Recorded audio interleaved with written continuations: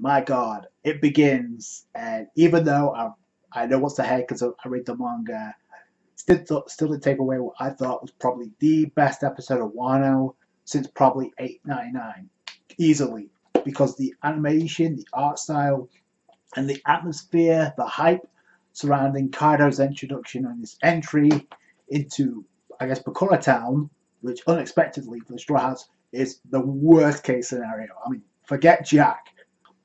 The danger level, if there was a scale from 50, it went up to 100 quick. So I love the vibe of this episode. I love everything about it.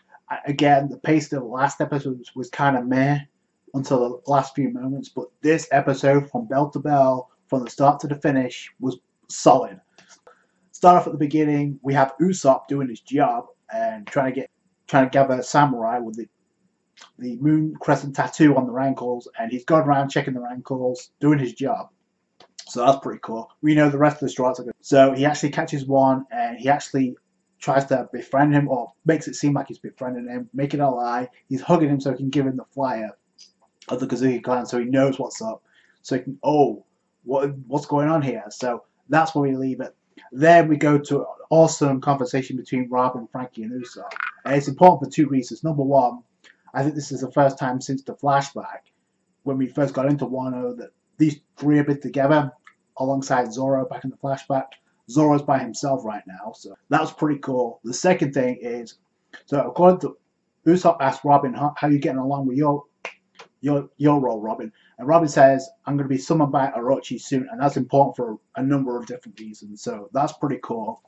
So that moves that plot along. And Frankie says he's not getting anywhere with his carpenter with the blueprints for Kaido's mansion. So they each have a role. Usopp, though, being the MVP, one of the best drivers, he actually finds a way to get information on Shutamaru, aka Ashura Doji. Cool. And despite the hype of Kaido, the hype on Shutamaru, aka Ashura Doji, is crazy. So we go over to where the gravesite is of the Kazuki clan, obviously Kazuki Oden, the ruins of Oden Castle. And Sanji asks like a pretty good question to Kinemon about Ashura Doji, because Kazuki Oden defeated him in the flashback back in 20 years ago. So why are we trying to recruit this guy? Wouldn't he have resentment? And it's because, and Kinemon explains this, because of that defeat, he actually showed Ashura Doji error of his ways. He was a bandit. He's still a bandit now. But back then, he was the only one strong enough to show him the error of his ways. He worked him over to his side, and he became a subordinate. He became a loyal follower of Oden. So there you have it, alongside Denjiro and Kawamatsu. So that's why they're going after him. And Luffy poses the question also, is he strong? And again, the hype continues because Okiku says, out of all of us, he's probably the strongest samurai. Plus, he went, those who read the manga, we know how long the battle lasted between Oden and Ashura Doji. So that's no small feat. And even now, he's been considered the strongest samurai. And I'm going to tell you why that's important as we go along. But that's pretty cool. Luffy with a smile on his face, and Chopper's still be a pretty good ally to us. So that's cool. I did like the comedy gag at first with Shinobu and Sanji. That was kind of hilarious before he poses the question. Then we go into, I guess, Bakura Town, to where Shutamaru and his thugs are like trying to steal the food back that Luffy got for them in the first place. It's what's really messed up. Shutamaru has completely lost faith because Oden died, obviously leaving him alone. He became very conflicted because of this. He turns his anger towards citizens of Bakura Town. In fact, there's an old woman, I think she's a Kozuki clan sympathizer, it seemed like that, and who wouldn't move out of the way. There was this young woman who got kicked away by one of the thugs, begging not to take their food away because it was given by Luffy Taro. So I like that. That's loyalty. That's gratitude. But either way, they didn't seem to care. And this old woman says she's not moving because she believes the words of Otoki Kazuki, obviously the wife of Oden, the Lady Toki. The prophecy will speak on the night of the full moon. 9 samurai will appear, and that catches the attention of Ashura Doji. But like he said, it didn't last long because he says she's dead now, so it doesn't do any good. I think that I think Kiyoshiro, when he was introduced, said similar thing like, "What can the dead really do?" And the Kozuki clan, the dead. So what can they do? So that was pretty cool. Before it looks like he is about to attack, but then in comes out of nowhere Jack with his I think it's an alligator or crocodile, and it took two of Shutamaru's subordinates and just munched them away like it was nothing. So I like that. I also thought it was kind of cool how they used Doflamingo's music. Theme music was a key indicator of how hyped this episode was. So Jack comes in, and what's really cool is we know he's one of the 3 calamities, but here it says like an all-star leader, like of the Beast Pirates, one of them. Is that a reference to like the calamities, kind of like how we got back in Whole Cake Island with the sweet generals instead of that the sweet commanders of Big Mom? I'm just curious because that's what it's the axe to pick up. Anyway, Jack says, "Yo, Kaido wants you Shutamaru to join up with him. You better accept his offer because even though he respects you." So again, the hype on Aja Doji right now, Shutamaru, is crazy because Kaido wants him as a subordinate. Jack says, I thought it was kind of cool. I was bad. That's how Jack said, even though Kaido wants you as a subordinate, I don't really care. So if you don't choose wisely, I'm going to end you. And Shutamaru not answering at all, just coming in with his katana. That's where the eye catcher comes in, and that's the first part of the episode. Great way to kick off this fight. And the next part we go to is Onigashima.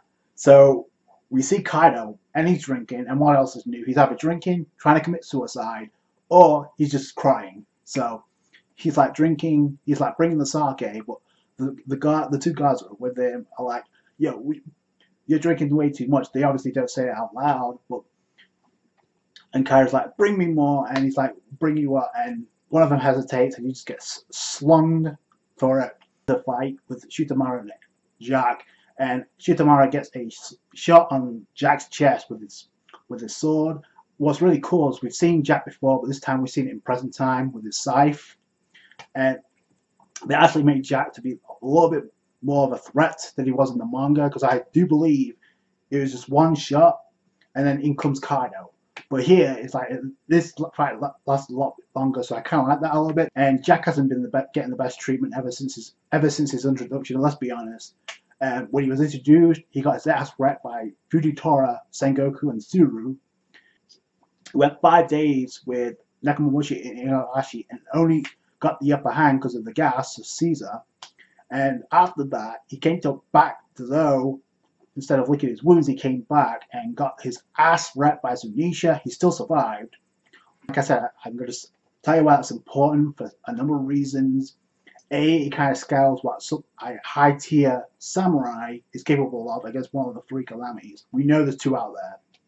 The fact that Shutamaru was able to hold his own against Jack and actually damage him is pretty cool. What the rest of the samurai would do, I think there's still something to Okiku's strength. Even I know she's already playing secrets, but I think she's a lot more strong than she lets on. Jack actually does get hit on Shutamaru, but it's only because Shutamaru actually wants to die because he regrets he was left alive when Kazuki Oden died. So when he died, he got a lot of resentment, he got a lot of grief, so he wanted to be killed. And what's crazy, while he's thinking about this, he's getting wrecked by Jack, and he's just standing there like a boss, like a G. Like I said before, I think it's really cool. We get to see Jack using his scythe. We haven't really seen Jack in combat much at all, so it's pretty cool. I love how Shutamaru says, "I'm not to die by your hands. You're just the underling of Kaido." Talk about wow. Talking down on one of the calamities. You're just the underling of Kaido. So he actually fires back and actually does get another shot to the chest. And if it goes any further, Kaido goes berserk. He transforms, and my god, that scene was epic as I mean, that may be one of the best scenes of Wano so far. Besides the fight between Zoro and Hawkins, that was really gold standard. So that's pretty cool. I knew they wouldn't let me down. I knew they were going to deliver. He goes soaring to the sky. What's really crazy in the manga, it just appears out of nowhere. In the anime, because you've already read the manga and because of the opening itself, you know what's about to happen. So it's not really much of a secret. He goes shooting to the sky. The clouds start to form. You see the weather change, and even Nami, when she sees this, he's like, I've never seen weather change this quickly. Kaido is disrupting the weather just by going into the air in his dragon form. However, the theme music, holy crap! I thought Katakuri's theme music was pretty badass when we heard it in Whole Cake Island. But let me tell you something: in the anime, I think this one has it beat just by a margin, and I'll tell you why. It fits with Kaido so much, and Law's like, "Yo, Mugiwara, he knows what's up. He sees the sky, and he knows what's about to go down." Hawkins is like, "What the hell?" And Jack is, and I love how the guys is getting Jack's attention. It's like, and Jack just sees, "Oh boy, what's he doing here? Why?" And you know what's about to go down. Everybody's shocked. Hawkins is like, "He's here in person." Law's like, "Mugiwara, you better get out of here. We got a problem." And out the Straw Hats come, and it's amazing how he did. What I really would have liked is to see other reactions from Wano about Kaido coming out of the sky, because you think that's something to ignore. No, I would have liked that, but I don't know if we're going to get that next episode. Hell is that you see Momonosuke revert to his dragon form because of the trauma caused by what happened at Punk Hazard, which is interesting because Shinobu and Okiku have not seen this form of Momonosuke because they didn't go to Punk Hazard, so they're seeing this form for the first time. Kinemon's like, "Why are you reverting to a dragon?" And the reason is because the beast known as Kaido is coming for Luffy's ass, and he's coming out of the sky. Luffy sees this, he's like, "A dragon?" And Law's like, "No, that is Kaido." And Kaido appeared out of the sky. It got the entrance to end the episode, and that's how it ends. And if you look at the preview, Luffy and Law, it looks like Luffy's going to do something reckless and go right for Kaido, which I don't know if that's a wise move, but wise or not, we're getting it. And it begins here, the beginning stages towards the ending of Wano at 1. I can't wait to see what they do with this. Let me know what you guys think down below. Great episode from start to finish. Kaido, we got Kaido versus Luffy next episode. That's going to do it for today, guys. Thank you so much for watching. Like this review if you did. Subscribe to the channel for more One Piece. Catch you guys later. Thanks, guys. Bye.